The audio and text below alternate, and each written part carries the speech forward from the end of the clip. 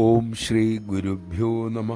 ഫിൻലാൻഡിൽ നിന്നും ഏതാനും ആഴ്ചകൾ മാത്രം അമ്മയുടെ സന്നിധിയിലെത്തിയ ഒരു യുവാവ് അമ്മയുടെ തിരുസന്നിധിയിൽ പറഞ്ഞ ഏതാനും വാക്കുകൾ ശ്രദ്ധിക്കൂ.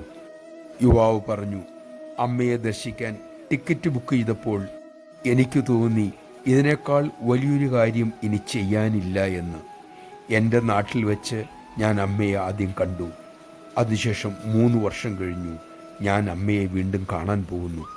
അമ്മയുടെ മടിയിൽ നിന്നും പിടിച്ചു മാറ്റപ്പെട്ട ഒരു കൊച്ചു കുഞ്ഞ് വീണ്ടും അമ്മയുടെ മടിത്തട്ടിലെത്തുമ്പോഴുള്ള സുഖമാണ് ഇപ്പോഴെനിക്ക്.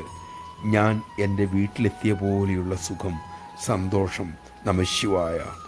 അമൃതപുരിയിലെത്തുമ്പോൾ അമ്മയെ കാണുമ്പോൾ നമ്മുടെ മനം എങ്ങനെയാണ് ചിന്തിക്കുന്നതെന്ന് നമുക്ക് പരിശോധിക്കാം, സ്വയം വിലയിരുത്താം, ആവശ്യമെങ്കിൽ തിരുത്താം.